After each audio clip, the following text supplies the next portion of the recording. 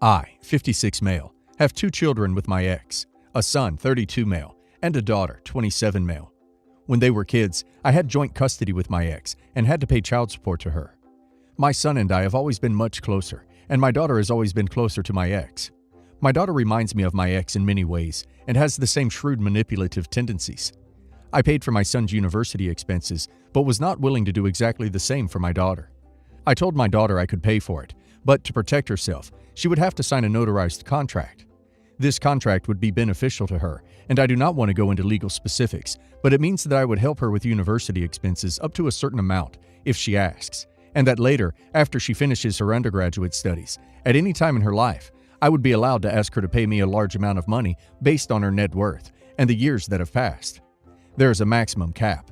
She signed this document, and at the time, while I did not go into all the details with her, the notary who was did, and there were other witnesses. I ended up paying for her first year partially for university, but not the others, as she got an academic scholarship and other grants. However, I asked my lawyers, and as per our contract, she is still legally obligated to pay me if I ask for it, and I can sue her if she does not comply and would almost certainly win. It would not hurt my daughter significantly as she is doing well financially and has a good job as an actuary, and I know she was saving for a down payment. It would recover the child support related increases I had to pay that I believe my daughter convinced my ex to sue me for. My daughter and my son also do not get along very well, so it is not just me who has something against her. Would I be the a-hole for doing this since she agreed to these terms? You're a giant a-hole, one of the biggest ones I've ever seen on Reddit. I hope your daughter finds this post so that 1. She knows you don't love her, but that you do love her brother. 2. She can use this as evidence in court of why she shouldn't pay. Children do not ask to be born. That was your decision, and the cost for raising her was your responsibility. The fact that you'd sue so that you get your child support back is despicable. You're the a-hole, and I hope karma gets you good. You're the a-hole. That is disgusting. Tricking a teenager into signing paperwork in return for paying one tiny fraction of the bill you implied you would pay is vile. Your ex-wife and daughter clearly see who you really are, bankrupt and morally bankrupt.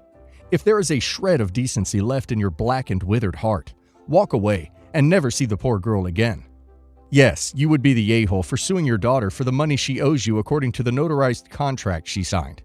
While it is true that she agreed to these terms, it's important to consider the context in which this agreement was made. Your daughter was a young adult who was likely under significant financial pressure due to the cost of attending university. It's possible that she agreed to the terms of the contract out of a sense of obligation or desperation, rather than fully understanding the long-term implications. Moreover, your willingness to pay for your son's university expenses, but not your daughter's, suggests that you may have an underlying bias against her. This bias may have influenced your decision to create a contract that would allow you to extract money from her at a later date. Suing your daughter for the money she owes you is likely to cause significant harm to your relationship with her, as well as with your son, who you admit also has a strained relationship with her. Instead, you should try to work out a more amicable solution, such as discussing the terms of the contract and coming to a mutually agreeable arrangement. My boyfriend of 6 years, Jack, and I decided to move in together. We both have children from our previous relationships. He has a 14-year-old daughter that we'll call Lou, and I have a 16-year-old son that we'll call Ethan. I have a one-bedroom home with a basement that I turned into a bedroom for Ethan, so we couldn't move in our home. And while Jack has a 3-bedroom home, he said he needed one of the rooms as an office since he works from home, so we had to find another home. We decided to sell our homes and buy one home together, and we finally found our dream home, and it has 4 bedrooms. 1 master bedroom, 1 bedroom with an ensuite, and 2 smaller bedrooms. The master room is obviously for me and Jack, and the smallest room will be his office. The issue is the other 2 bedrooms. Growing up in our home, the biggest room was always for the oldest child, so I assumed Ethan would have the room with ensuite, and the other one will be for Lou. Ethan loved the room. A few days ago I was talking to Jack and told him how excited Ethan is about having a bigger room and his own ensuite. He looked at me confused and said that room is for Lou, not Ethan. I told him that it's not fair because Ethan is older, so he should get the bigger room, and once he left for college, Lou can get that room. He said that's not going to happen because Lou always had an ensuite, and she is used to having it, and she shouldn't lose this. I was getting angry at this point and told him she can survive from walking a few steps to go to the bathroom, and he sarcastically told me that Ethan can survive it too. And Ethan's last bedroom was way smaller than this, so it will actually be an upgrade for him, while for Lou, it'll be a downgrade. I told him it's not fair that just because my son didn't have a big bedroom before, he can never get one.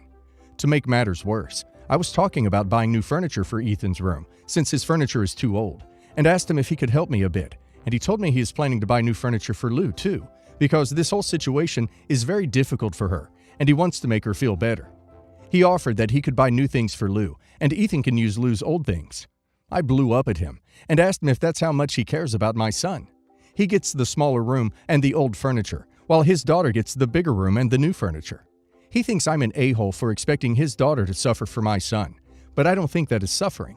The bedroom is nice, and she'll only have to live there for 2 years, and the furniture is good enough. She doesn't need new furniture. The bedroom issue is tough, but the furniture issue should be fairly straightforward. They each get new, or neither does. The fact that Jack expects Ethan to get both the smaller room and the used furniture is an indication of how you can expect Jack to treat Ethan when you are all living together. What you do with this knowledge will determine how you should be judged. Everyone sucks here. Both of you are seeing your children as yours, that you have to advocate for against the other one. The logical thing would be they both get the small rooms, and the room with the ensuite is a guest room plus office. If one gets new furniture, they should both get new furniture.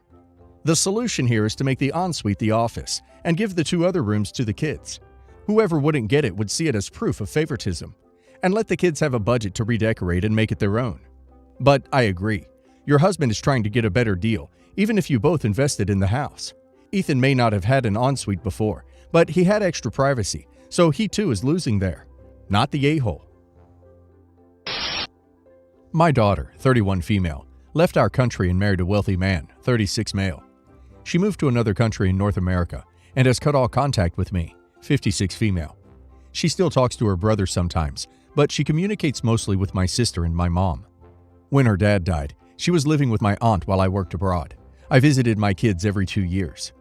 My daughter has a lot of complaints and doesn't appreciate my sacrifices. She told me how she hated her name because she was named after her stepsister. My husband had 2 children from his first marriage. When we met, he was getting a divorce, but legally, they were still married. We got pregnant, and I didn't want his family to find out yet, so we gave my daughter and her brother the same name as her stepsister and stepbrother. She hated her name when she found out. She said I only gave her the name because we were hiding my relationship with my late husband. Her dad was married when we were together. He has 2 kids, Sarah and Jacob. We named my 2 kids Sarah and Jacob. My daughter and my son are also Sarah and Jacob. My daughter thinks her name was to hide infidelity, and she hated it. That was not the sole reason. I just thought someday it might make them close as siblings. Her brother, on the other hand, was okay with it. He's the quiet type of kid and always follows adult instructions. My daughter is the exact opposite. She always questions anything we ask or told her to do. When she was 6, her dad was diagnosed with Parkinson's. His health was failing and he can't work due to his illness. I left the country and work abroad to provide the best life I can for them. She is blaming me that she had to take care of her sick father at 6 until he passed away when she was 10. There was nothing we could do at that point in our life, but she can't understand that. She has always been hard-headed and opinionated, unlike her brother. She's a bit of a rebel. Everyone was expecting that she would fail in life and maybe be pregnant by some teenage boy since she never comes home and she's always in trouble in school. Surprisingly, she gets good grades. By 17, when she graduated high school, I told her that we have to put her brother to college and that we can't afford school for her anymore. She was angry. She thinks that she gets good grades while her brother needed a tutor. She believed she has a better chance of finishing college. I disagreed at that time. She was upset and ran away. She went to a city and lived with her friend. She managed to put herself through college. We remained in contact once a year until she married her husband. She blocked me on all social media and refused to take my call. I tried to reach her husband, but he is also declining my call. Her aunt told me that she told her she does not have a mother. She was also mad that her brother didn't finish college. She said it was a waste. It's not her money, so I don't know why she was mad about that. She sometimes sends money, but most of the time she sends it to her aunt. It upsets me that she sees her aunt as mother. I made sacrifices, and she wouldn't be where she's at without me. I hope there is a way for me to communicate with her to make her understand my sacrifices, especially now that she has a daughter of her own.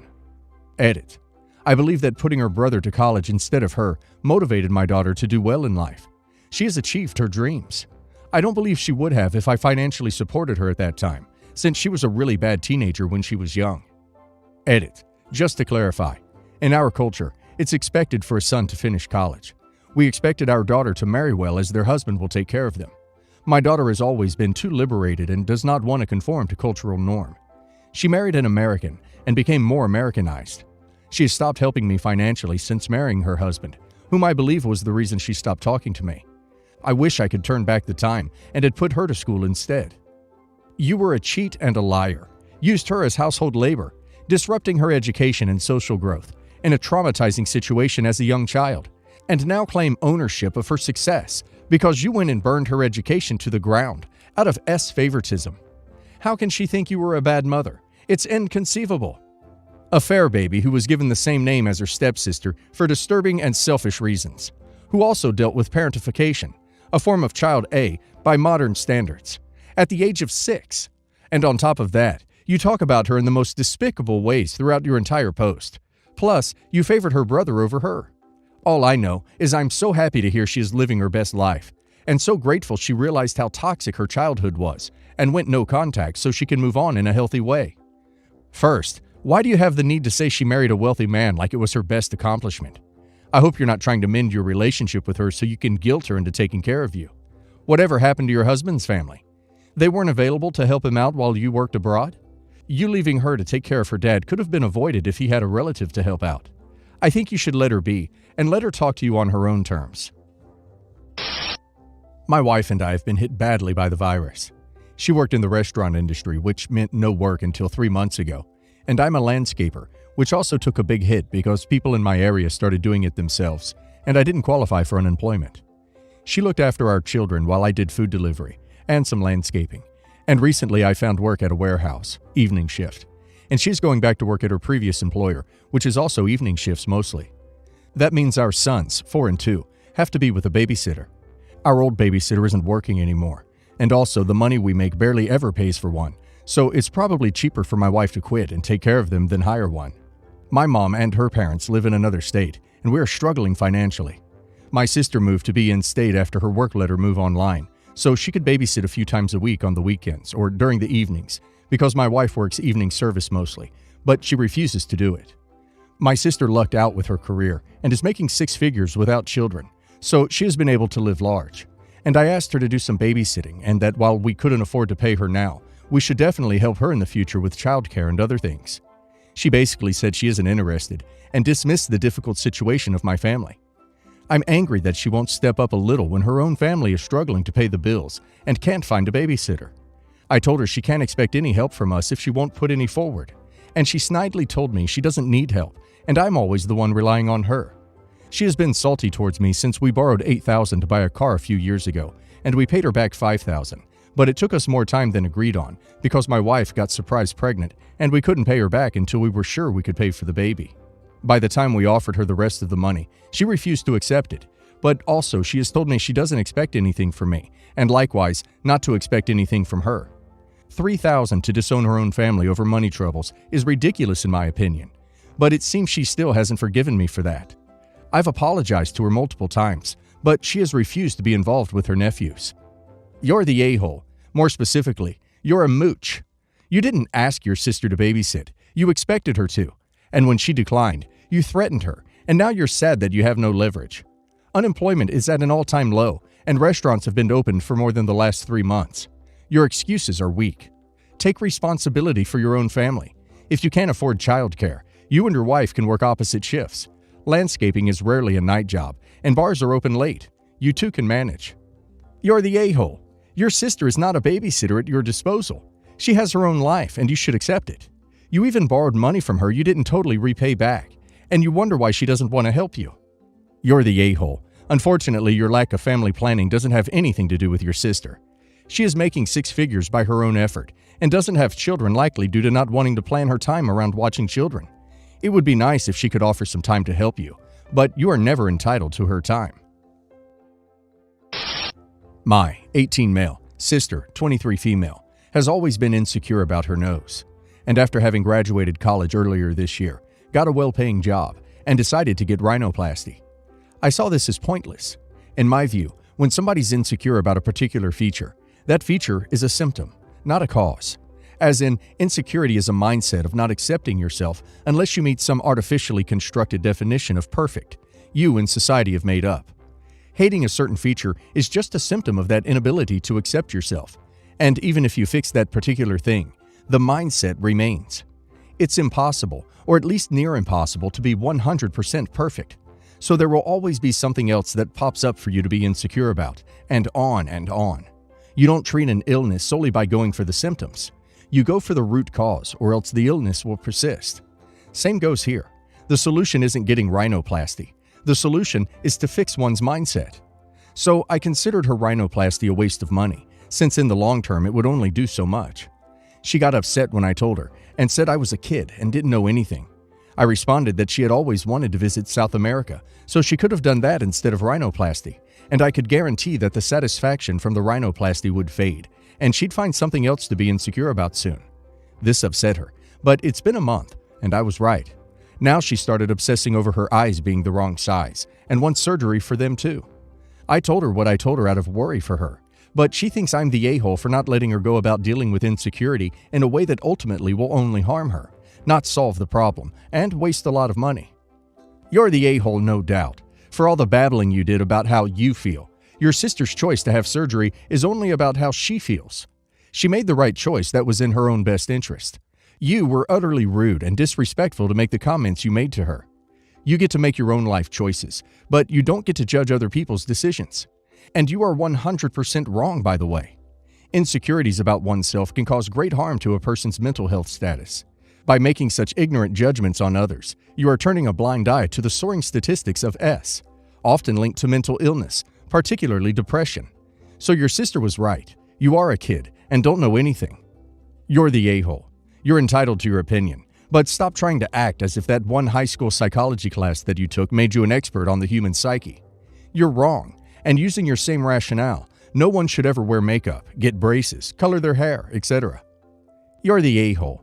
I know people who've had plastic surgery that was hugely positive for them.